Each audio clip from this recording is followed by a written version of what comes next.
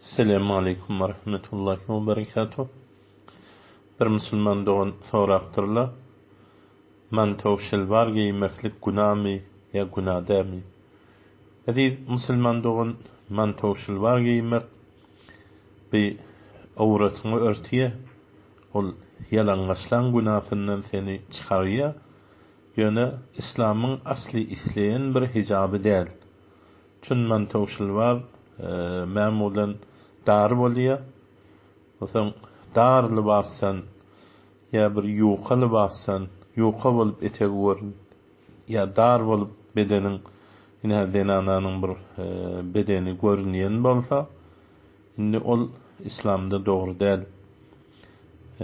Sinfan min ahlin nar lam arahuma Sahih Müslimde gelýär. İki guruh cehennemiler ömrümde häzir göremek, soňky zamanlarda geljek diýipdir-de Peýgamber aleyhisselam.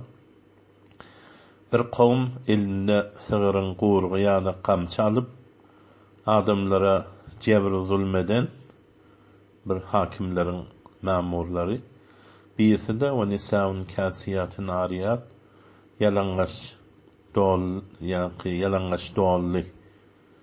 Awa bi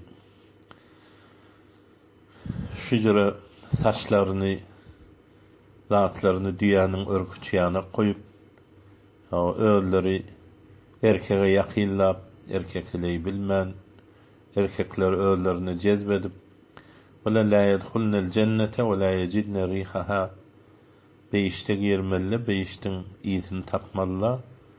Beýişdiň ýysy falança ýoldan gelýändir diýip Sahih Müslimde hadis gelipdir.